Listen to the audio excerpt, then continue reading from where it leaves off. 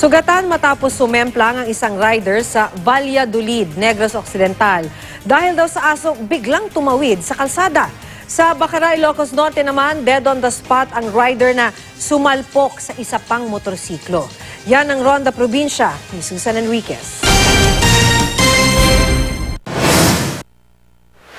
Sa kalsadang ito sa Bacaray, Ilocos Norte, binawian ng buhay ang rider na si Jupiter Borromeo matapos niyang makabanggaan ang isa pang motorsiklo.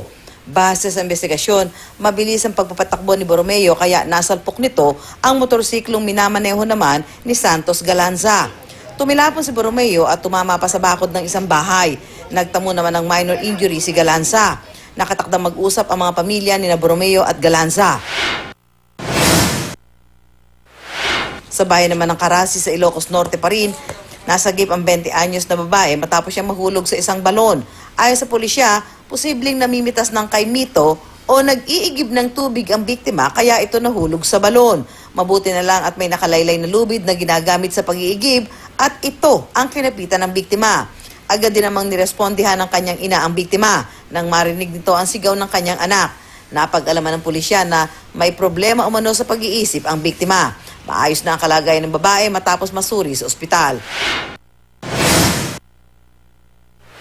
Sa Valladolid, Negros Occidental, sugatan ng rider na si Melmar Regalado matapos sumemplang ang kanyang motorsiklo dahil daw sa tumawid na aso. Ayon sa pulisya, nataranta ang biktima nang biglang tumawid ang aso sa kalsada. Nagtamo ng galos at mga sugat si Regalado. Patay naman ang aso matapos masagasaan. Susan Enriquez, GMA News.